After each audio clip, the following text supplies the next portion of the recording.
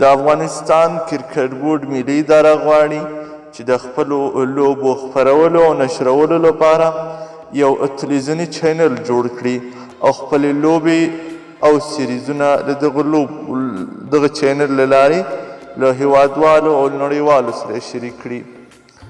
سلامونه او پښتنه مینه، زه یم ستاسو ورور عرفان، تاسو ګورئ ټیکنیکل عرفان.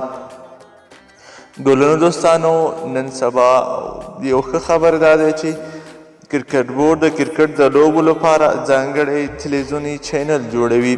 د افغانستان کرکټ بورډ په یو تازه خبرپاڼه کې ویلي چې دوی به ډېر ژر یو تلویزیوني چینل د افغانستان د لوبو خپراوي په موخه جوړ کړي. دا خبر کرکټ بورډ په خپله رسمي فیسبوک پاڼه خپور کړی دی.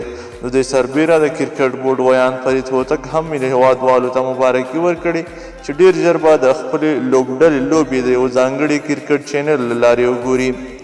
د فرید هوتک په وینا د کرکټ بورډ عمومي رئیس فرهان یوسفزی غواړي چې د دې چینل له چارې پیل کړي او په لنډ وخت کې یې پرانیسته وکړي.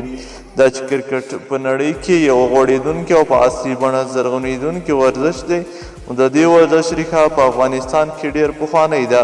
کله چې په 18مه میلادي پېړۍ کې انګریزان دلته په افغانستان کې وو، نو کرکټ بورډ به یې کاوه. کرکټ بورډ کارکوونکو کرکټ به یې کاوه.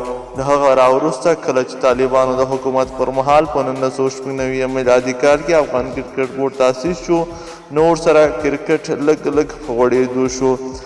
نو له 2001 کال کې افغان لوبډله جوړه شوه. نو کرکټ په عصري بڼه په یو جنګ ځپلي هیواد کې سر راپورته کړل.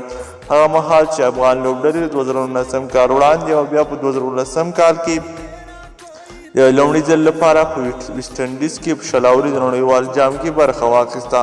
نو له کرکټ لوبې سره د افغانان مینه لا زیاته شوه.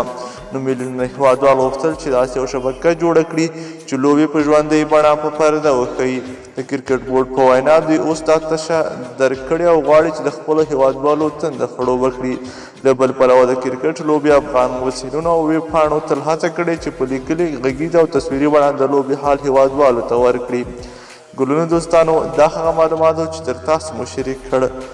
که چیرې تاسو غواړئ چې لا تازه او خوندور معلومات ترلاسه کړئ، نو زموږ چینل سره سبسکرایب او ویډیو له ملګرو سره شیر کړئ.